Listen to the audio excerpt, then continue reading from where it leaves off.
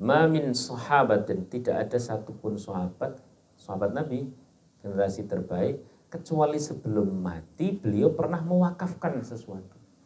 Wakaf bukan sedekah.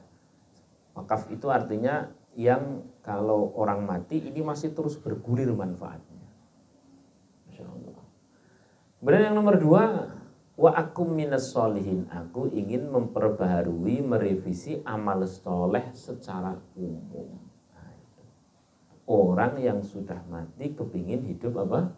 Lagi. Dalam rangka 1 ingin sedekah yang jariyah, nomor 2 ingin memperbaiki amal soleh secara umum.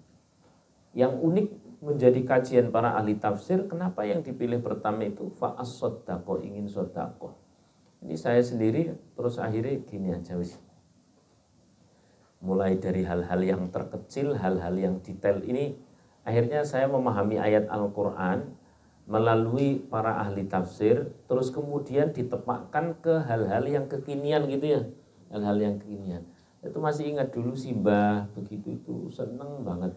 Kalau malam habis acara begitu biasanya langsung dihabiskan malam itu juga dibagi-bagikan. Gak sampai pagi. Pagi yo gak sampai sore. Kenapa? Tak pikir-pikir, oh biar orang duwe kulkas. Iya ya bener, biar orang duwe kulkas. Kalau hari ini kadang-kadang berpikir dimasukkan mana? Padahal kadang-kadang di kulkas juga sampai.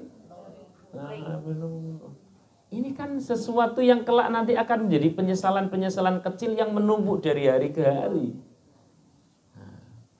Untung akhirnya begitu selesai kemarin saya ngaji tafsir, itu hal-hal terkecil. Karena paham benar. Kita kan nih enak kalau hidup di-guiding, dipandu melalui ilmu, walaupun kecil-kecil. Saya selalu bilang sama istri saya, Ma, ini masukkan kulkas sampai besoknya lagi. Anak kita kadang-kadang tidak nyentuh. Betul atau tidak? Jadi sama enggak? Udah, kasihkan aja. Gak usah ada pikiran besok mau udah, besok ada lagi wis. Besok ada lagi. Nah, istri saya kadang, mas wis. Ingat-ingat surah Al-Maidah. Surah apa? Artinya apa? Hidangan. Ya betul ya, hidangan. Hidangan dari langit yang terus-menerus dikasih oleh Allah. Berhentinya setelah apa? Berhentinya setelah banyak orang yang nyimpen untuk hari esok. Malah berhenti itu hidangan dari langit. Ini terutama apa ibu-ibu yang kulkas duwe, freezer yo punya, dan ada lagi banyak. Itu maksud saya begini, nggak salah Bu, saya tidak sedang bicara halal haram. Saya hanya ingin bicara bagaimana keuntungan kita nanti di akhirat. Untuk hal-hal yang kecil terkadang-kadang kita luput. Padahal paling-paling cuman basi. Kadang-kadang sampai terus akhirnya dibuang. Itu kalau kemarin atau kemarin malam atau tadi malam langsung dikasihkan orang, Masya Allah, keuntungan sebenarnya itu. Understand? Cetha? Itu hal-hal kecil. Artinya saya sedang tidak membicarakan sedekah sing kudu gede, bahwa gede itu ya iyalah monggo, tapi yang kecil-kecil jangan sampai lupa. Masya Allah. Sallallahu alaihi Nabi Muhammad. Baik, ini hanya mukaddimah ya, mukaddimah. Kita lanjutkan. Tema pagi hari ini apa? Menjaga apa? Kehormatan sebagai seorang muslimah. Ibu, wanita, perempuan sama muslimah itu sama atau beda? Sama atau beda? Ya, jenisnya sama lah. Tapi nanti kesehariannya berbeda. Kalau sekedar wanita atau perempuan, dia itu adalah seseorang yang memang sejak awal tingkat perasaannya lebih tinggi, tingkat hitung-hitungannya lebih dominan ya kan, lebih rumit ya kan, lebih rumit. Tapi kalau sudah menjadi seorang muslimah, perasaannya, hitung-hitungannya akan menjadi perasaan dan hitung-hitungan yang menguntungkan hidup abadi. Betul atau tidak? Jadi ini masih di bawah perasaannya. Perasaan itu masih di bawah. Dalam hal apa akan menjadi keuntungan besar? Yang paling sederhana dalam hal munajat. Dalam hal berdoa. Jelas sekali bahwa doa seorang pria sama doa seorang wanita secara umum itu diijabah doa seorang wanita. Kenapa? Li syu'urihim. Karena tingkat perasaannya yang tinggi. Bahkan pernah Rasulullah SAW itu dibimbing oleh Allah Subhanahu Wa Taala disebabkan curhatan seorang wanita kepada Allah. Di surah Al-Mujadalah atau Al-Mujadilah ayat pertama. Qad sami'allahu qaulal lati tujadiluka ila akhirih. Ini menunjukkan bahwa wanita tetap dengan wanitanya, tapi kalau sudah muslimah, ia akan gunakan perasaannya untuk mencari keuntungan-keuntungan ukhrawi dan bukan sekedar perasaan-perasaan yang buta. Oh, ini perasaanku ngene dan sebagainya. Apalagi malah gue gawe penggegeran di dunia. Jangan. Jadi wanita itu kalau munajat itu lebih meresep. Sebagaimana kalau itu marah dan sebagainya juga lebih khusyuk. Tinggal mau digunakan kemana itu alatnya. Masya Allah. Sallallahu alaihi Nabi Muhammad. Ini sambil ngaji, sambil biasa mendoakan dan sebagainya. Kami doakan, kita doakan semua Eyang, yakni Sahibul Bait, semoga senantiasa sehat dan istiqomah, ya, diberikan keturunan yang soleh solehah. Juga ibu-ibu yang hadir di sini nampak sekali ini ibu-ibu solehah semua.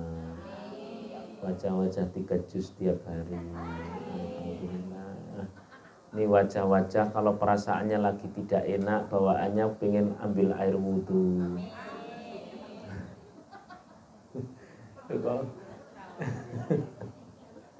Tuh ini kan bener toh. Ini keliat banget ini wajah-wajah kalau pas lagi marah itu bawaannya langsung pengen ambil sholat 2 rakaat lah ya. Jadi nuansa-nuansa hal-hal fitrah yang memang Allah canangkan, Allah letakkan untuk seorang wanita itu jangan sampai menjadi kerugian sampean sebagai seorang wanita. Karena sama-sama melibatkan perasaan itu digunakan untuk maido ya khusyuk. Ya kan? Untuk ndresulo ki apa toh? Mengeluh ya itu bisa sampai khusyuk banget itu. Bahkan nek pas lagi sedih itu bisa menjadi seolah-olah manusia tersedih di dunia. Wah. Betul atau tidak? Jadi koyo-koyone kabeh ora ono sing sedih kecuali aku. Nah, dan itu makhluk itu bernama wanita. Oleh karena itu saya hanya sedang mau mengarahkan bagaimana hal fitrah yang sudah Allah berikan untuk menjadi alat, ya, untuk menjadi perangkat yang itu menghasilkan keuntungan bukan menghasilkan kerugian. Sallallahu alaihi Nabi Muhammad. Itu di bagian perasaan. Lain daripada itu, seorang wanita itu kalau menjalankan sesuatu itu lebih telaten daripada pria. Itu bisa menjadi keuntungan, bisa menjadi kerugian. Bisa menjadi keuntungan, bisa menjadi apa? Kerugian. Wanita mana yang tidak telaten kepada putra-putrinya? Secara umum telaten. Telaten banget. Masya Allah. Nah, telatenannya itu ini bisa menjadi sesuatu yang benar-benar menjadikan wanita tersebut terhormat secara Islam atau menjadi terhina secara Islam. Sebagaimana perasaan tadi itu. Perangkat bernama dikit-dikit melibatkan perasaan, ini bisa menjadikan seorang wanita sangat terhormat di dalam Islam, juga menjadi sangat terhina di dalam Islam. Saya mohon maaf sekali. Katanya, ya memang katanya, saya tidak pernah meneliti langsung. Banyak maaf, orang kemudian menjadi pekerja seks komersial itu gara-gara dia perasaannya yang pernah hancur, ya kan? Tapi juga ada gara-gara orang hancur perasaannya terus kemudian menjadi seorang waliyah atau kekasih Allah dari golongan wanita. Kan tinggal milih itu ceritanya. Tinggal milih. Maka terus apa habit yang dibangun? Sederhana banget. Di dalam ayat Al-Quran disebutkan fafirru ilallah. Larilah menuju Allah. Larilah menuju Allah. Mulailah dari hal-hal yang terkecil. Ketika seorang wanita memiliki perasaan lebih dominan, kalau perasaan itu telah mengharu biru, telah membahana di dalam hati, maka biasakan lari menuju Allah. Itu saja wis duwe jujukan. Kan kadang-kadang orang itu duwe jujukan sing keliru. Pokoknya aku anggar mumet genah kok aku duwe jujukan tempat nongki sing paling enak. Ya kalau nongkinya cuman ngobrol-ngobrol sih enggak apa-apa. Tapi kalau terus kemudian ada sing bilang, aku wis tau kok ngono jen. Aku nek pas kok ngono kuwi wis to tak bablaske pisan. Lah piye urip pisan tok mosok dhewe meh ngalah sebagai seorang wanita. Tak enteki lanangan. Wah, terus jenengan yo kapan maneh? Naudzubillahi min. Tapi kan di muka bumi ini kan ada orang yang diharu biru perasaannya, seorang wanita yang diharu biru perasaannya terus kemudian larinya bukan kepada Allah tapi kepada hal-hal terhina. Dulu dia pernah punya kenang-kenangan di sebuah tempat atau barang atau seorang teman, terus kemudian kembali lagi ke masa lalunya. Naudzubillahi min. Aku nek orang ngombe sing kok ngene iki aku mumete ora ilang. Apa tuh? Lah kan kopi jahat. Itu nanti akan lebih khusyuk daripada seorang lelaki. Sebagaimana terus pada saat sekedar sing kecil-kecil aja ya. Mumet, puyeng, koleng, atine ora kepenak, golek kanca curhat. Ini curhat seorang wanita itu pun jauh lebih dramatis, khusyuk dan istiqomah. Wong wingi lebar cerita, saiki wis cerita. Istiqomah banget. Maka saya hanya mau menyampaikan, itu tuh perangkat dari Allah yang tidak selalu jelek. Karena dari perangkat yang sama banyak sekali manusia-manusia, wanita-wanita sholihah, ya, perempuan-perempuan pilihan di sekeliling Nabi, perempuan-perempuan pilihan yang meraih surga gara-gara alat yang sama, perangkat yang sama, fitrah yang sama dari Allah Subhanahu wa taala. Tadi saya sampaikan, ada seorang wanita datang pada Rasulullah SAW, ya, datang pada Rasulullah SAW. Ini sejarah turunnya surat Al-Mujadalah. Al-Mujadalah itu nek diartikan secara sederhana, itu artinya debat, tapi lebih ke arah maidu. Siapa sih maidu? Ya memang ahlinya. Siapa itu? Wanita. Pakarnya. Tapi maidu yang baik ini. Bagaimana ceritanya? Turunnya surah Al-Mujadilah, ya, turunnya surah Al-Mujadilah. Itu gara-gara ada seorang wanita yang dia itu dulu pas masih muda itu cantik pakai banget. Tapi begitu dia sudah menjadi seorang istri yang lama sekali membina keluarga rumah tangga, satu ketika suaminya itu mengucapkan namanya zihar. Apa namanya? Zihar. Zihar itu orang zaman dulu sering mengatakan anta kadhahri ummi. punggungmu seperti ibuku. Maksudnya orang-orang jahiliyah menyebutkan kalau itu kata lain dari kata cerai. Maka wanita ini kan kemudian keberatan. Ya bilang sama suaminya, Mas, nek biyen ngono pas aku jek kinyis-kinyis ora apa-apa, saiki sapa sing.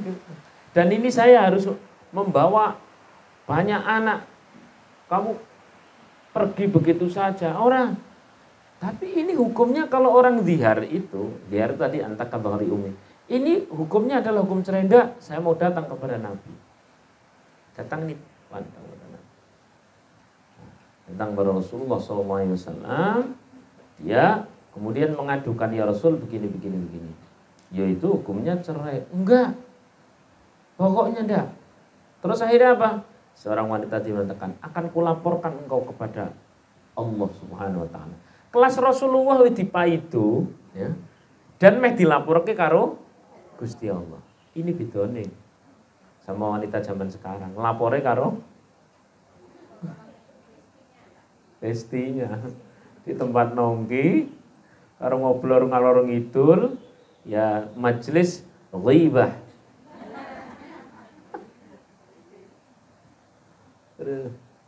Bener ini. Ini seorang wanita sujud lumayan lama, sampailah Rasulullah dituruni ayat qad sami'allah. Allah mendengar qaulal lati tujadiluka. Perkataan atau paidunan lah paling gampang. Ya. Protesan seorang wanita yang mengadukan urusannya kepadamu. Seret turun sampai ke bawah, hukumnya dirubah. Dirubah, wanita tadi datang lagi, ya itu tidak dalam kondisi cerai, silahkan kau. Wanita ini besok sampai hidup di zaman Rasulullah SAW, beliau ngomong apa begitu Sayyidina Umar. Tahu tuh Sayyidina Umar? Sayyidina Umar, manusia yang kalau lewat setan saja apa? Dewe. Ini sudah umur sekian kayak gini, cok naik dong pas sendirian, cok masih takut, ada enggak? Orangnya hadir. Dia waktu aja jan. Dari moco ayat kursi. Lebar moco ayat kursi masih takut juga. Takut malahan. Ojo sini apa loh. Saya lanjutkan lagi. Nah, ini begitu datang, masya Allah ya, pada Rasulullah SAW beres. Terus kemudian wanita ini sampai di zaman siapa? Sayyidina Umar radhiyallahu an. Sayyidina Umar kalau sudah seorang tentang beliau, maka beliau akan mendengarkan. Sampai orang-orang bingung. Ya Amirul Mukminin, itu wanita itu atau orang-orang yang sejenis itu, kalau engkau sudah mendengarkan kok seperti kau anteng banget. Bagaimana saya tidak anteng? Wong Kanjeng Nabi saja berkat munajat orang seperti itu kalah kok, apalagi kelas saya. Maka saya hanya mau menyampaikan, Bu, jenengan itu punya perasaan yang sangat mendalam ketika terjadi sesuatu.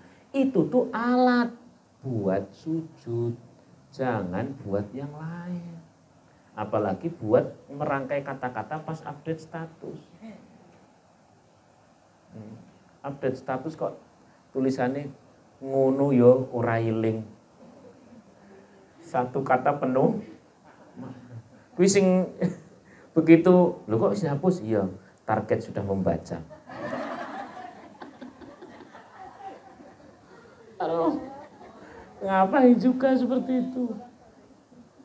Ya Allah, ya Allah. Sebagaimana nek ngerasani ya khusyuk, maka panjenengan itu kalau sujud, kalau berdoa itu bisa jauh lebih khusyuk dan lebih didengarkan. Maka setiap titik kekurangan itu pasti di titik itu pun ada kelebihan. Jadi kalau orang itu lah mau wedok didik perasaan, lo iki sing menjadikan munajat itu lebih luar biasa. Nek dipakai untuk munajat, tapi kalau dipakai buat mengeluh ya ini yang paling cepat gawe edan. Loh, betul kan? Kalau orang terlalu dominan dalam perasaan terus dan sebagainya, susahnya, sedihnya mendominasi dan sebagainya, ini yang paling cepat bikin stres, betul atau tidak? Sebagaimana ini juga paling cepat bikin seseorang menuju Allah melesat lebih cepat dibanding yang lain. Maka satu ketika panjenengan punya gerunjalan, guncangan yang ada di dalam hati, jenengan hari ini sudah tahu apa yang harus dilakukan. Itu lebih didengarkan oleh langit dibanding seorang pria. Karena pria di khusuk-khusuk kadang orang khusuk-khusuk. Apalagi kalau dalam kondisi susah, Masya Allah wanita itu jagonya. Saya tanya sekarang jenengan, ndonga sing ngasih nangis-nangis, munajat sing sampai berbes mili, sujud sing orang kepengen leren-leren, pas seneng atau pas susah? Pas seneng atau pas susah? Maka susah penting atau tidak? Ya wis ndonga ya. Muga-muga dadi wong sing nggak usah dipikirkan wis kapan susah, kapan senang. Yang penting hari ini kita tahu mau kemana kalau terjadi apa, gitu aja wis. Insyaallah. Shallu ala Nabi Muhammad. Shallu ala Nabi Muhammad. Baik, saya mulai akan bacakan beberapa ayat Al-Quran yang terkait tentang wanita. Tadi itu sudah di surah Al-Mujadalah ya. Kalau yang ada di surah-surah yang lain, misalkan di surah Ya Allah An-Nur, itu yang jenengan kenal atau yang jenengan kenang lebih ke arah hal-hal yang bernuansa nutup perkara zahir. Nutup perkara zahir. Tadi sudah saya sampaikan di mana titik yang paling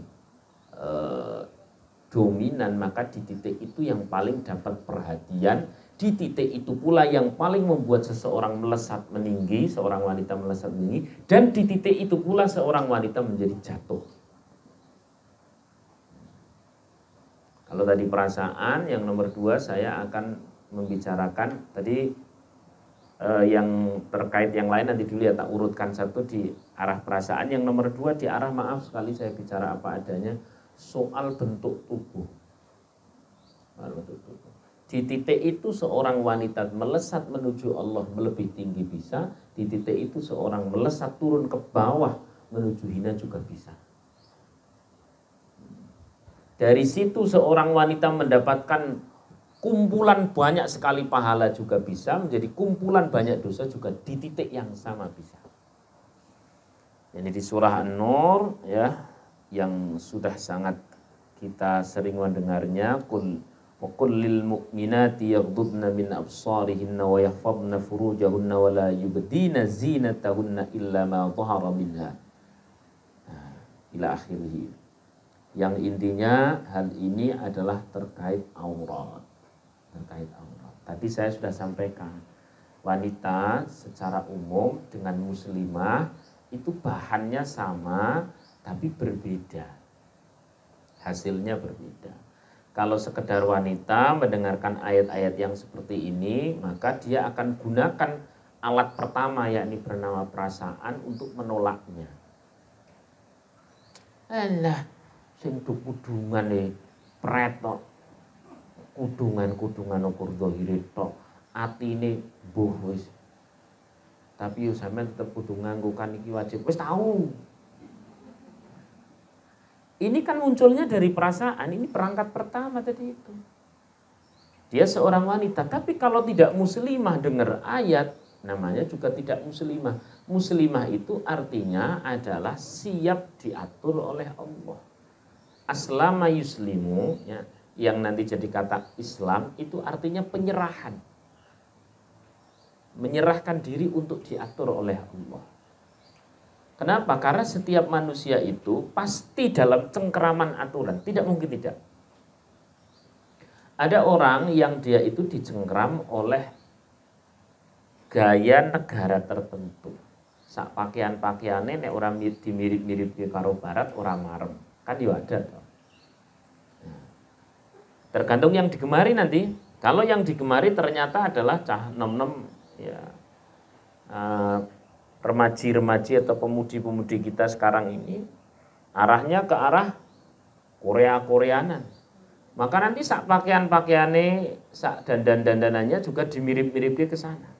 Mau tidak mau dicengkram. Kayaknya dia bangga dengan ikut, tapi sebenarnya dia sedang dicengkram atau di setel. Ada lagi yang di setel nih, mungkin seumuran panjenengan yang biyen zaman India atau telenovela.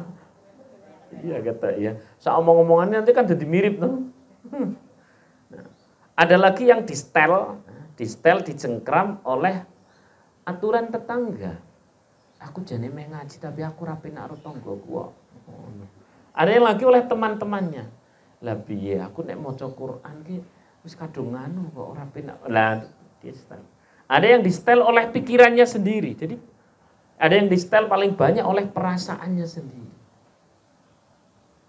Nah, satu pun dari awal yang barat, yang Korea, yang perasaannya, yang pikirannya, yang tetangganya, yang oleh hatinya dan sebagainya, tidak ada yang satu pun yang mengatur, mencengkram, menyetelnya itu yang sekaligus ngasih rezeki, yang sekaligus ngasih keselamatan dunia akhirat. Tidak ada. Kok mau-maunya kita mau diatur. Nah, di sini seorang muslimah itu adalah seorang wanita yang siap diatur oleh yang ngasih rezeki, yang ngasih keselamatan dunia akhirat, yakni Allah Subhanahu wa taala melalui ayat-ayat apa? Al-Qur'an. Jadi begitu mendengar ayat seperti ini seorang muslimah sami'na wa ata'na. Udah selesai. Soal nanti representasinya akhirnya menutupnya seberapa dan sebagainya itu sudah ada di ranah ahli tafsir. Yang paling umum, yang penting ditutupi semua kecuali telapak tangan sama wajah. Udah itu yang paling umum. Adapun niqab itu perbedaan pendapat.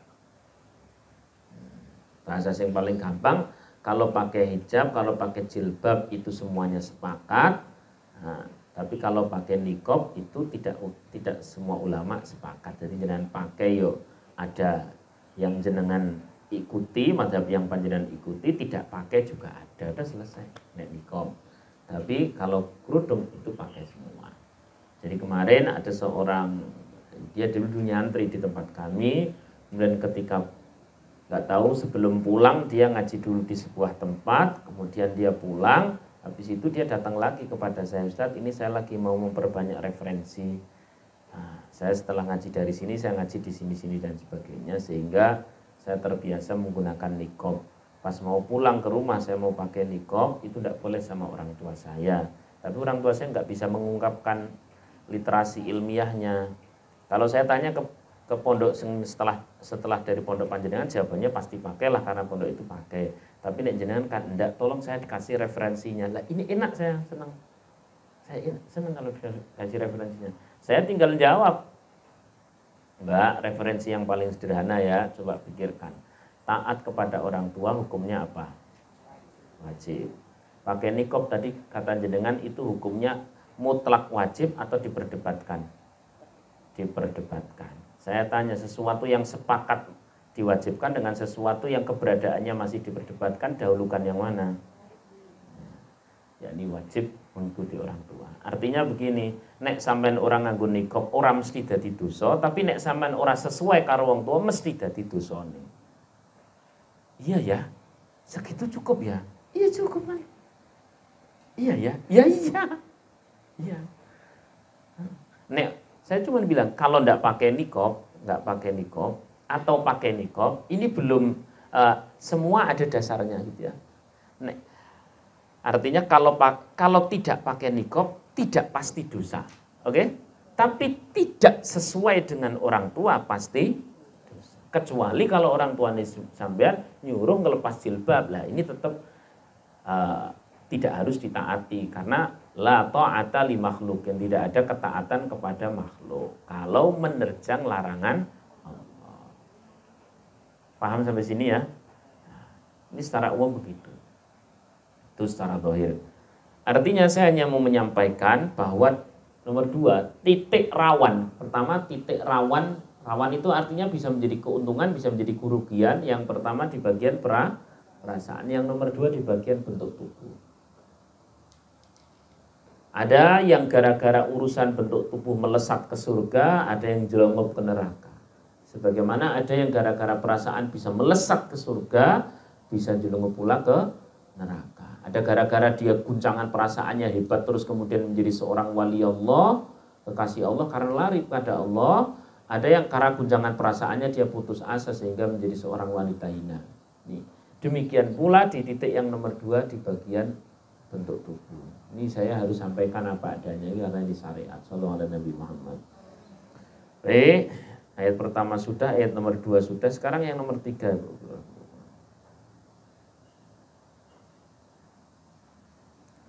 yakni berikutnya adalah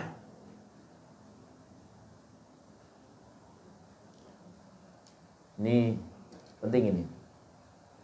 Ada perhatian khusus baik dari Al-Qur'an maupun dari hadis terkhusus untuk seorang wanita yang di titik itu dia bisa melesat ke surga, di titik itu dia bisa jelungup ke neraka. Di titik itu tidak dimiliki banyak oleh pria. Di titik itu keuntungan bisa banyak, kerugian pun bisa banyak. Sama seperti yang pertama dan yang nomor 2. Apa itu? Yakni soal bicara. Soal apa? Bicara.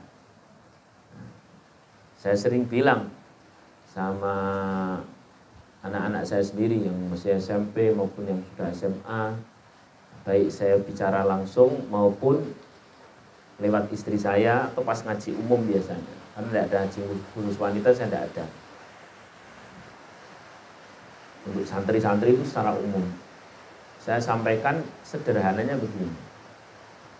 Apakah benar ataukah tidak dalam penelitian modern bahwa setiap hari seorang wanita itu harus mengeluarkan 20.000 kata-kata? Apakah benar atau tidak? Kayaknya sih benar.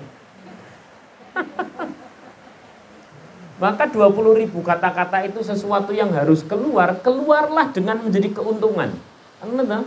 Keluarlah dengan menjadi keuntungan. Seorang wanita ini ya, bukan muslimah, seorang wanita secara umum itu kalau ada perasaan yang unek-unek, lebih-lebih ditanya, lebih-lebih itu terkait seseorang dan dia tahu aib orang tersebut, dia ditanya, Masya Allah, kok meneng? Meriang. Tenan wes. Sariawan. Bisa pegel-pegel awak itu. Itu menunjukkan bahwa itu fitrah asli dari langit, dari Allah Subhanahu wa taala. Itu gawan lah, gawan. Nah, bagaimana sesuatu yang gawan-gawan seperti itu menjadi keuntungan yang bisa melebihi seorang lelaki? Iya caranya. Ini. Jadi kita banyakin tanya jawab ya. Kerasa ternyata sudah hampir jam 11. Ya Allah ya Rahman ya Rahim. Jadi kalau memang harus keluar itu kata-kata, dan kalau tidak keluar itu iso macam-macam. Tadi itu wong ngerti ditakoni, ya kok meneng kan ora seneng apa nah. Ana sumuni dadi jerawat loh. Nah, ini saya mau sampaikan adanya. Kalau toh benar atau toh tidak bahwa 20.000 kata itu harus keluar, yang pasti perkataannya lebih banyak, betul kan? Maka jadilah itu titik keuntungan panjenengan sebagai seorang muslimah. Caranya bagaimana? Masya Allah gampang banget. Kita tinggal mengikuti muslimah-muslimah hebat sejak di zaman Rasulullah SAW. Sallallahu alaihi Nabi Muhammad. Sallallahu alaihi Nabi Muhammad. Sallallahu alaihi Nabi Muhammad. Dan yang nomor 3 ini sangat terkait dengan yang pertama. Ketika perasaannya hebat, kata yang akan dikeluarkan itu lebih banyak dan bervariasi berikut dengan tangis-tangisnya. Wah, komplit. Maka saya mau sampaikan. Saya sering sampaikan kepada mbak-mbak yang pada ngaji di rumah itu sama istri saya. Nah, coba kita lihat. Kenapa sih orang seperti Sayyidah Aisyah radhiyallahu Fatimah, Aisyah juga sama. Tapi yang jelas ada riwayatnya adalah Sayyidah Fatimah radhiyallahu anha. Sayyidah Fatimah radhiyallahu anha itu kalau nutu gandum itu sambil nek bahasa wong Jawa niku ndremimil. Apa nek bahasa Indonesia apa? Ya, pokoknya lidahnya tuh ternyata itu adalah bacaan ayat Al-Qur'an. Nek sedina wis genep sak juz, nek paling 20.000 wis punjul. Sudah dikeluarkan. Understand? Jadi potensi untuk bisa ndarus Quran seorang pria sama seorang wanita itu kenyataannya tetap banyak wanita. Dari situlah saya punya santri putra, santri putri. Kayaknya santri putri itu ada palang, ada apa namanya? Ada liburnya, tapi pada saat sama-sama selesai Qur'annya itu cepet yang putri. Wis toh, cepet yang putri, lancar yang putri. Saya sampai bingung. Wah, iya. Sing putra itu kan tidak ada liburnya, patas terus, tekan akhir. Ini ngapal ke Quran sing bisa gelondong loh ya, bukan ngapal Quran yang zaman-zaman sekarang sebulan hafal Quran, itu bukan sebulan hafal Quran, rampung setoran, baru kon maca mana yo bingung. Kan ada toh aja meni kurbannya banyak bukan dengan Yesus pokoknya luwih apik timbang ora gelem gitu ya. Tapi yang hafalan Quran yang benar-benar selesai itu yang putri lebih cepat dan lebih kuat, padahal dalam 1 bulan itu ndak full. Setelah tak pikir kenapa ya, ternyata tadi itu karena memang dia menghabiskan jatah perasaan yang harus keluar, sehingga sesuatu yang mengikat antara kata dengan perasaan itu lebih kuat, ini lebih memorinya jangka panjang. Nah, tekan akhirat kan enak, begitu dibuka saya harus menghabiskan setiap hari 20 kata. Loh, entek di kalamullah, ya keuntungan banyak ini. Saat buka entek, wah di tempat nongki, majelis riba, sama itu, BC dan sebagainya. Oh, sing separuh delok nggo gawe entek, nggo gawe update status ya. Artinya ini bisa jadi keuntungan, bisa jadi apa? Sallu ala Nabi Muhammad. Sallu ala Nabi Muhammad. Ada seorang yang beliau itu menghatamkan Al-Quran paling banyak, tapi ternyata itu dari golongan wanita. Namanya Sayyidah Nafisah. Seorang wali-wali yang dari golongan pria itu gak bisa natain. Masya Allah. Nah, kita akan kembalikan ke yang pertama yang terkait perasaan. Jadi pernah kalau Mbah Maimun Zubair, guru saya, itu pernah membaca sing qasidah ini loh. Sa'duna fid dunya, terus fauzuna fil ukhra, terus bi khatijatal kubra wa fatimata zahra sa'duna fid dunya. Kaya wis tau krungu.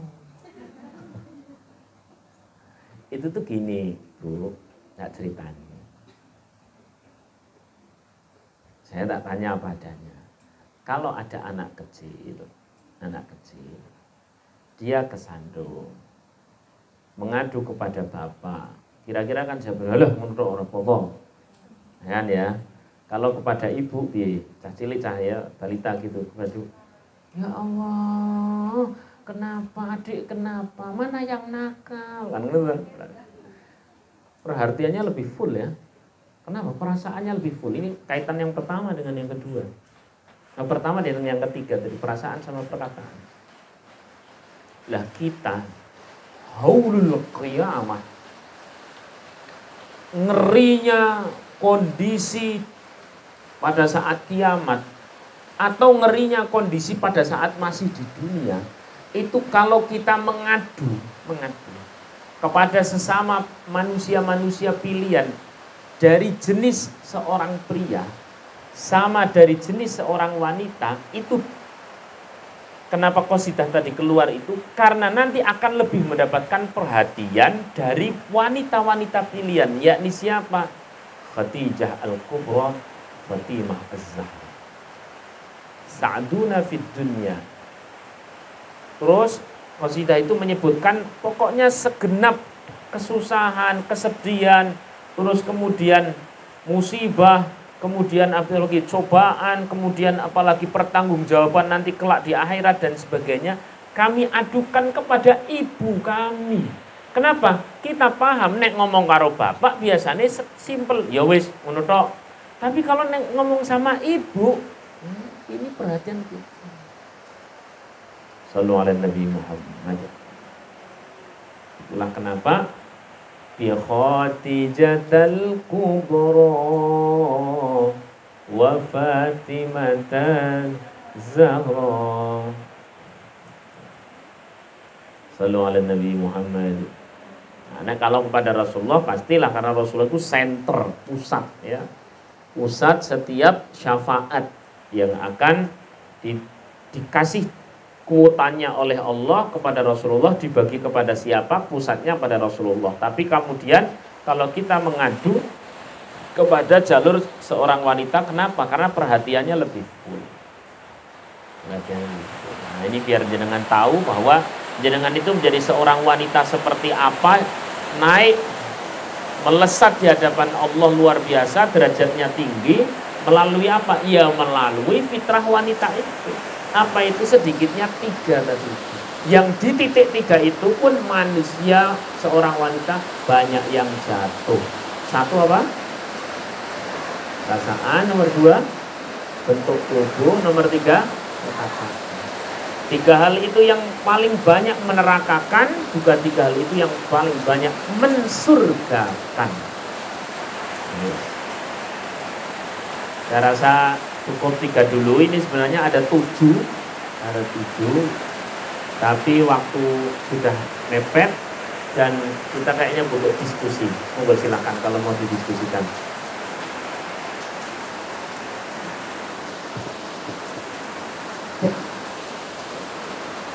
Kritik tadi,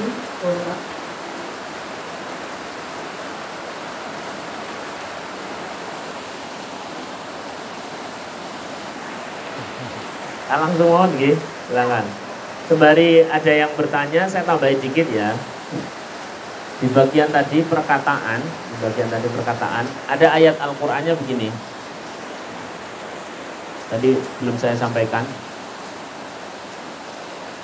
Ya nisa'an nabi lastunna ka ahadin minan nisa'i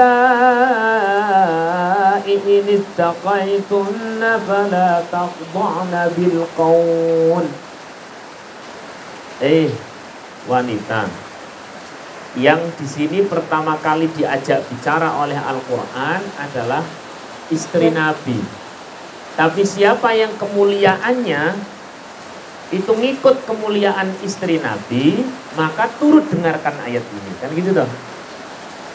Apa perintahnya? Fala takhda'na bil qawli fayatma'alladzi fi qalbihi maradun wa qulna qawlan ma'rufa. Wahai wanita yang mulia, fala takhda'na bil qaul. Kalau bicara pada orang lain, jangan terlalu meliuk-liuk. Ya, nek karo tamu izin. Begitu karo bojone dhewe, Pak cepet lho. Apa-apaan ini? Kayak gitu sok ada ndak? Ada atau tidak? Orangnya hadir. Harusnya diwale. Ketika pada suami itu silahkan meliuk-liuk. Tapi kalau pada orang lain secukupnya saja. Silakan Pak. Bentar, suami saya lagi di belakang, ditunggu nggih. Orang terus kemudian, oh jeniki mau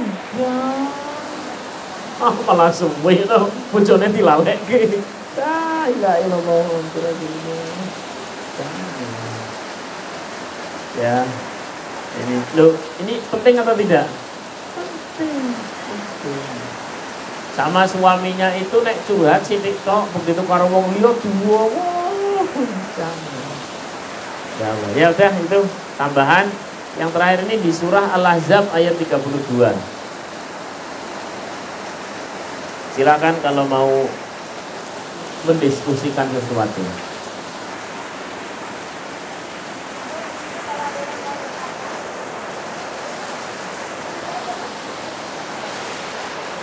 Sampai ini tes.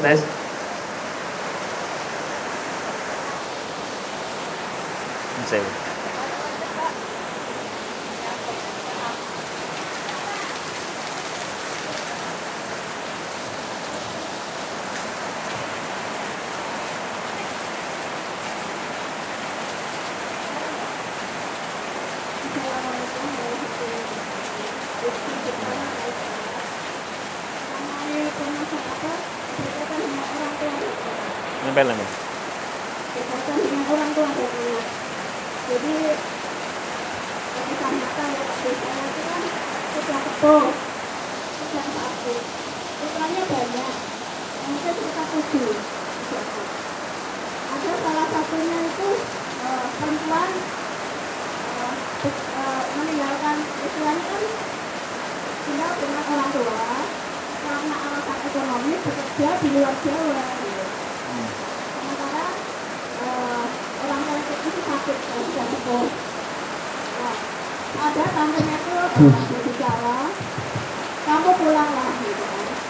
Itu kalau bapak sakit, kalau ada apa-apa nanti menyesal. Putranya itu berkata, saya di sini mencari apa untuk istilahnya untuk keluarga ini. Jadi dia nggak pulang.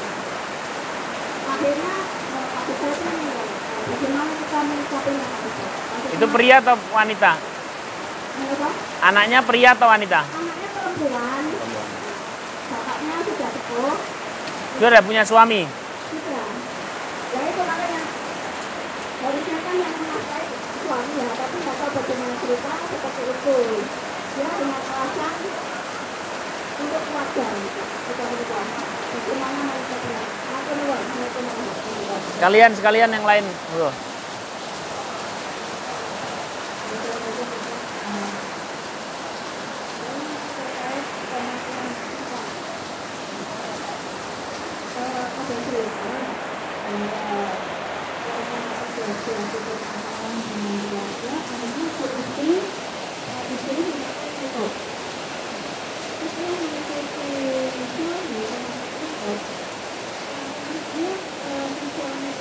Tempel lagi. Kemudian di suami ini ya terus akhirnya punya istri ini dia begini, kamu menyuruh saya untuk memakai makeup, dia tidak diganti oleh laki-laki lain, tapi kamu malah punya bingung. Terus saya ingin melepas makeup ini. Terus suami bilang, tidak bisa, karena saya seperti ini bisa saya bukan dari kami pelaku istri, tapi dari orang-orang yang diangkatkan oleh saya seperti itu. Ini seperti itu bagaimana kita harus menyikapi sebagai ya orang tua atau orang yang berbiasa itu bisa. Ada yang lain lagi?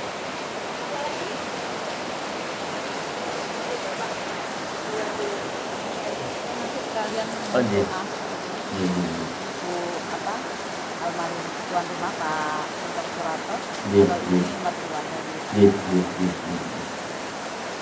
Bismillahirrahmanirrahim. Yang pertama terkait kepada orang tua ya, kepada orang tua. Kalau kepada orang tua dan seorang wanita sudah punya suami, harusnya kalau tidak mau datang kepada orang tua, alasannya bukan kerja. Alasannya bukan masalah pekerjaan. Tapi alasannya adalah ketaatan kepada suami. Itu bisa dimaklumi. Karena dulu pernah ada kisah di zaman Rasulullah, seorang suami yang mau bepergian berpesan kepada istri, kau jangan keluar rumah sebelum aku pulang. Nah, qadarullah, bapak dari si wanita ini atau si istri ini sakit. Ya, dia bingung, ini saya keluar rumah atau tidak. Ya, daripada bingung, beliau kirim utusan kepada Rasulullah, ya Rasul, dalam kondisi seperti ini saya tetap taat suami, tidak boleh keluar rumah, atau saya menjenguk bapakku. Kata Rasulullah, tetaplah di rumah, taatlah kepada suami. Kan gitu toh, pernah dengar dengan kisah ini. Nah Ustaz, apa enggak WA saja? Dulu zaman Rasulullah belum ada WA, yang aneh. Nah, sampai bahkan seorang bapak tersebut meninggal dunia. Maka Rasulullah bilang bahwasanya si bapak yang meninggal dunia ini dia mendapatkan rahmat Allah berkah punya anak wanita yang taat kepada suami. Jadi tetap di rumah itu bukan tidak taat kepada bukan tidak berbakti kepada orang tua, tapi justru itu cara berbakti kepada orang tua ketika sudah menjadi seorang istri. Understand? Nah kalau zaman sekarang ya tidak usah kaku-kaku amat, tinggal dikomunikasikan saja.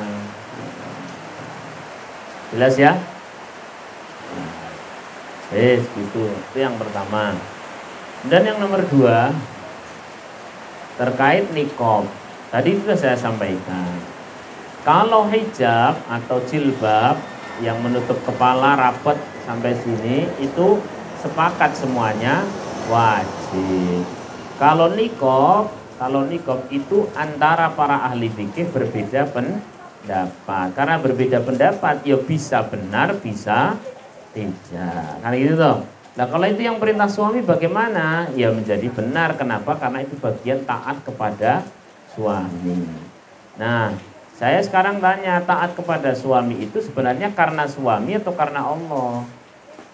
Nek karena suami tentu akan kemudian kecewa apabila suami itu dia aneh-aneh. Tapi karena Allah ya santai saja. Sallallahu alaihi wasallam. Sesederhana itu, iya memang sederhana. Gitu ya.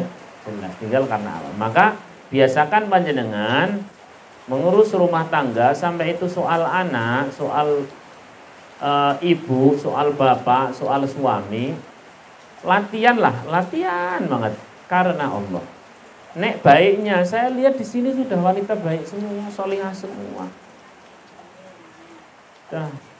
Nah, karena Allahnya ini yang butuh dilatih.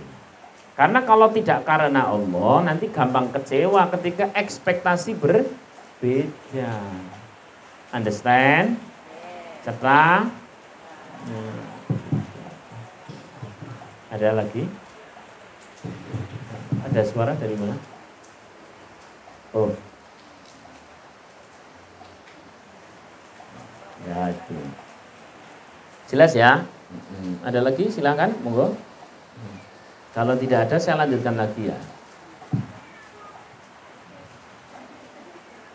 Bahkan di antara tadi itu kaitan yang pertama antara perkataan dengan perasaan seorang wanita yang sangat dominan, di titik itulah akan mendapatkan surga dan di titik itulah yang paling akan mendapatkan neraka. Itu sejak di dunia sudah nampak. Sejak di dunia sana. Karena perasaan dominan sehingga perkataannya dominan, maka pada saat berkata kepada terutama anak, wah ini kunci banget.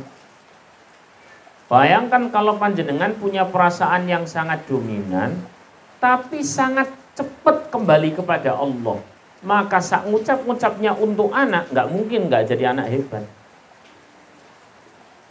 Sebagaimana karena perasaannya dominan, dan karena dominan perasaan itulah justru jauh dari Allah.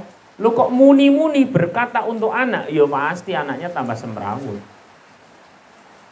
Understand? Sebagaimana dulu pernah ada kan tenan bohora yang kisah maling kundang itu loh. Maling kundang bapak itu loh, itu kan sama ibunya ya. Nah, ibunya kan karena perasaannya teraduk-aduk, terus kemudian mengucapkan anaknya jadi apa? Cara aku dadi ibuke kan jadi kulkas ya iso. Mesin cuci, magic jar, Fortuner lah ini. Aja dadi watu ra kanggo kan. Artinya saya enggak guyon, saya lagi tenanan nek panjenengan sedang diaduk-aduk perasaannya. Dipancing oleh anak itu bisa jadi keuntungan, di situ juga bisa menjadi kerugian yang sangat besar, sama-sama besar. Nek pria, yo keuntungan yo sithik, kerugian yo sithik. Nek wanita bisa jadi keuntungan besar banget, bisa jadi kerugian banget ketika dipancing emosi panjenengan oleh anak. Tinggal nanti yang mau keluar apa. Kalau orang wanita tersebut, muslimah tersebut biasa banget inabah itu kembali kepada Allahnya cepat, fafirru ilallah, dia lari banget kepada Allahnya melesat, maka yang terucap pasti Allahu Akbar. Ya Allah, astagfirullahaladzim, nana. Masya Allah, gimana kamu Nata? Ya Allah, jangan gitu tuh nak. Saya tuh berdoa untuk kamu jadi nak. Tunggu aja doanya pasti mustajab. Tapi kalau perasaannya ini jauh, yaitu perasaannya yang teraduk-aduk itu kembalinya bukan kembali kepada Allah, kembalinya kepada hal-hal yang kekinian, ya tergantung urip nang ndi. Urip nang daerah sing sidik-sidik ngomong setan bocah, bonah anak apa setan apa piye. Lah anak ini kan yuk, Bu, kita nek aku setan berarti anak sesama setan jangan marah lah. Repot kan. Itu apalagi ini pada anak. Oleh karena itu dua itu yo alat untuk untung besar juga alat untuk rugi besar. Perasaan dan perkataan. Masya Allah. Wanita ngapal ke Quran luwih cepet. Zikir luwih khusyuk. Munajat lebih ngerentes. Mengangkluh, yo sama sih. Bisa khusyuk juga. Gitu, ya. Jadi yang untuk anak itu sing hati-hati tenan. Saya terkadang nek sama istri pas lagi saya ngelihat ini istri saya kayaknya lagi tidak kuat ini, lagi tidak kuat. Saya langsung bilang, nek pas saya di rumah, "Wis mah, capek nih jenengan. Duduk, udah tak bawa pergi."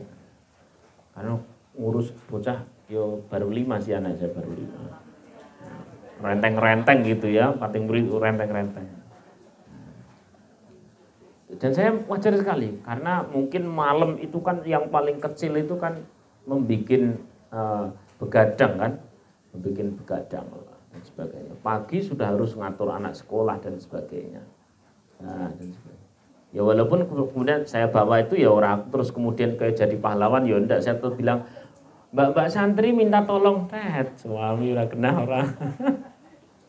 Artinya pas lagi itu kan gugai anak angel malam kan sudah kurang tidur, pagi-pagi sudah harus fresh lagi untuk menggugai anak yang nomor 2, nomor 3, nomor dan sebagainya. Udah harus berangkat sekolah, gila digugah angel-angel kan, digugah angel-angel suruh mandi, hendak mau kan akhirnya kan jadi dan sebagainya. Nah, kan akhirnya ini saya ora terus kemudian istri tidak soleh bukan, yo wajar sing ngono kuwi menungso. Maka saya bilang wis nek ora kuat tetap duduk sing tenang, sing anteng, sing kecil aja sing kecil. Ini yang 3 tak kasihkan. Nah, besok lagi pas saya lagi ngaji di luar saya bilang kepada mbak tolong dibuat jadwal piket. Nah, dibuat jadwal piket. Nanti kalau kayaknya lagi kredit banget di rumah ada yang datang rewangi. Selalu ada solusi lah, mau soal nang urip nang dunia masalah orang solusi. Nah, yang ada pasti ada solusi. Sallallahu alaihi Nabi Muhammad. Ada istilah apa baby blues atau apa namanya? Antrum atau apa dan sebagainya. Ya saya tidak menyalahkan siapapun, hanya kita aja yang di sini. Kita bicarakan yang ada di sini. Kalau orang sedikit-sedikit kembali kepada Allah, sedikit-sedikit nyebut, insya Allah tidak sampai yang sebegitulah. Tidak sampai yang sebegitu. Jadi kata-kata yang sering masuk ke dalam telinga panjenengan itu kata-kata hikmah yang benar-benar hikmah. Quote itu kan hari ini banyak toh. Quote dari Al-Quran, dari hadis, dari kitab tafsir, dari kitab fikih kan banyak. Itu imla qalbaka bil hikmah. Penuhi jiwamu dengan kata-kata hikmah. Wala tamla qalbaka bil khutaba wal fusaha. Dan jangan penuhi jiwa kalian dengan perkataan-perkataan orang yang pandai bersilat lidah. Karena ada 2 perkataan yang ada di dunia ini. 1, indah karena silat lidah. Nomor 2, indah karena hikmah yang keluar dari hati. Jangan melihat di belakang truk gitu ya. Ada kata-kata indah. Ketika kebaikanmu diabaikan, jadilah jahat. Ngeri. Terus dipikir jangan, iya. Selama ini saya diabaikan. Itu mengharu biru dalam diri panjenengan menginstal. Bahaya. Itu bahaya tenang. Dan hari ini orang itu yang namanya kata-kata, quote itu lagi tumpah ruah. Angger wong takoni kata-kata hari ini, Pak. Nah, kalau itu selaras ya ada masalah. Kalau itu tidak selaras, Coba, sebagai seorang wanita, kau harus memiliki kemuliaan, kehormatan. Jangan mau ada di bawah laki-laki. Ini butuh direnungkan. Barang direnungkan, tak cocok ke karo Quran, tak cocok ke karo hadis, bahaya. Jangan dimakan mentah-mentah. Kata-kata hari ini jeng. Hidup itu harus dinikmati. Biarkan orang berkata apa. Yang penting kita happy. Gimana pun caranya. Ya termasuk mabuk. Gimana pun caranya. Bahaya kan. Dan ini hari ini tuh banyak sekali orang bikin quote. Tumpah ruah. Karena difasilitasi melalui story. WA story apa. Wah macam-macam. Nah panjenengan harus pinter-pinter ngambil yang mana yang hikmah. Yang hikmah itu perkataan bukan sekedar bersilat lidah. Tapi dia memang perkataan yang bagaikan cahaya membimbing selama dunia akhirat. Itu tantangan. Oh no, saya lagi ngomong nyari yang haram saja sulit. Apalagi nyari yang halal. Jenengan bengi mikir, ketok yo. Dah toh. Gitu ya. Jadi apalagi panjenengan sebagai seorang wanita, kata-kata yang keluar adalah hikmah. Bagaimana agar keluar hikmah? Benahi perasaannya, sering-sering bersama Allah. Bolehkah curhat sama teman? Boleh. Kalau curhat sama teman 1, sama Allahnya yang 9. Jadi biasanya karena sama teman, sama suami itu lebih pada mengungkapkan fakta. Mas, ini saya bukan mengeluh, tapi memang kenyataan uangnya habis. Sudah selesai. Orang terus kemudian gini ya, jadi seorang istri sudah 3 minggu udah ada pemasukan, pengeluaran jalan terus ngene kon mikir dhewe rasane piye Bu. Tuh woman ungkapkan fakta. Kalau kepada manusia itu cukup ungkapkan fakta. Yo curhat bolehlah. Iki saya curhat ya gini-gini. Dah cukup. Habis itu nanti yang sama Allahnya lebih panjang, lebih mendalam, lebih khusyuk dan lebih menjadi kunci atau penentu kita. Bun, saya rasa cukup banget, sudah banyak. Panjenengan ini tinggal mempraktekkan. Ini ngajinya berat atau ringan kayaknya? Ringan atau berat? Ringan. Yang berat itu prakteknya. Lah biar tidak terlalu berat, jangan ingat sama 3 juga. Ya, ini biar ilmu itu terasa ringan untuk diamalkan. 1, la haula wala quwwata illa billahil aliyyil azim. Berat mengamalkan ilmu itu penting agar kita melibatkan Allah yang Maha Kuat. Ya, agar kita melibatkan Allah yang Maha Kuat. Bisa dengan doa. Ya Allah, jadikan setiap ilmu yang aku dapat, ilmu hari ini benar-benar mewarnai kehidupanku, menyelamatkan dunia akhiratku. Tadi yang sampaikan adalah ayat-ayat Engkau ya Allah. Minta sama Allah. 1. Yang nomor 2 adalah circle ibu. Lagi-lagi circle ibu. Kalau memang panjenengan punya seorang teman yang maaf, bawaannya kalau ketemu itu malah jadi maksiat, bawaannya kalau ketemu itu malah jadi buruk dan sebagainya, tanpa mengurangi rasa hormat, jauhi. Tapi nanti saya dirasani tidak apa-apa. Dirasani wong orang mempengaruhi rezeki wis tenang ae. Oh, betul atau tidak? Circle, lagi-lagi circle. Adalah circle itu sesama wali murid di sebuah sekolahan tertentu. Aku kok tadi kemrungsung yo nek kumpul karo kayo. Lah kenapa? Ulang tahun anak kok kudu sing mewah yo. Jatuhnya nanti nek ndak cukup akhirnya sing diperenguti bojo. Wis lah sing sak cukup aja. Lho kayak gini itu penting enggak? Circle. Anggar ketemu konco seret teman. Jeng, pernongkian dunia dah. Pernongkian dunia berang opo to ya. Yo, jenengan bilang siap, insya Allah nongkinya kalau Kamis di Argopuro gitu ya. Benar ya, Argopuro ini ya. Ya gitu mamanya begitu. Nah, gitu. Insya Allah itu ya nomor berapa? 2. Sekarang nomor 3 adalah miliki alarm. Alarm.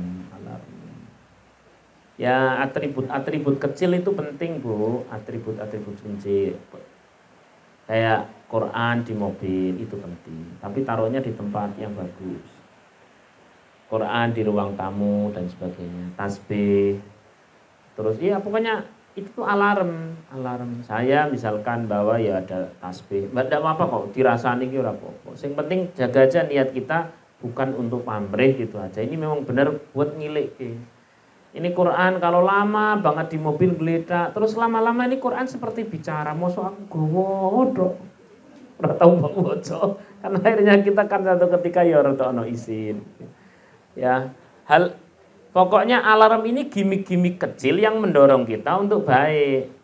Di antaranya ya kita usahakan selalu punya wudu, ya. Di mana-mana ada Quran kan biar kita selalu punya wudu, terus kemudian ada tasbih, ada ini gambar-gambar yang kurang bermanfaat itu diambillah. Kurang bermanfaat. Masa umur-umur segini tuh gambarnya masih seorang artis zaman dulu terus kata-katanya masih ngeri, enggak usah lah. Ganti dengan inna ma'al usri yusra, gitu aja sederhana. Di balik kesulitan pasti ada kemudahan. Ganti lagi intang surkumullah yang surkum. Kalau kau tolong agama Allah, Allah akan menolongmu. Ganti lagi dengan tadi tuh fa'asaddaq wa akum minas sholihin. Orang yang mati itu kepingin hidup lagi, pingin sedekah dan pingin membarui amal soleh. Ganti-ganti yang kayak gitu-gitulah. Ganti-ganti yang kayak gitu. Itu namanya alarm. Di antara alarm lagi, ini penting juga dikit, di antara alarm lagi, kalau nyeting kamar, nyeting tempat tidur, ruang makan dan sebagainya itu sing mendukung untuk kita melakukan amalan-amalan. Misal saya ya, ini saya agak nggak tahu panjenengan, saya itu Masya Allah orang yang paling malas olahraga. Padahal umur di atas 40 tahun itu harus olahraganya cukup ya. Nah, terus ini saya baca Quran kan selalu menghadap kiblat.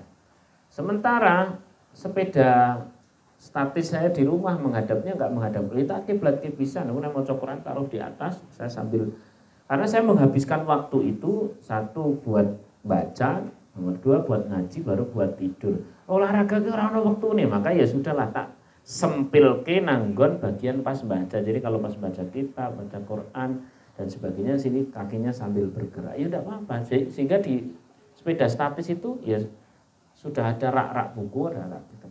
Itu bagi saya, bagi orang seperti saya yang males sih kok ngene iki penting. Dipancing-pancing oleh hal kecil itu. Ya. Terus bikin kesepakatan ini masih antara alarm dengan circle ya.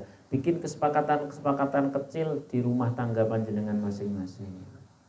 Saya sudah ada kesepakatan sama istri, misalkan sehari naik semili 1 juz, sekian 1 juz, itu biasa. Monggo silahkan. Ini kan sudah berkeluarga semua toh? Tidak ada yang jomblo kan? Sudah. Ya. Ya, saya cukup. Berapa? 3, 1 apa? Hauqalah, berdoa, melibatkan Allah. Ini biar mudah mengamalkan ilmu. Nomor 2, circle. Nomor 3, alarm. Dah.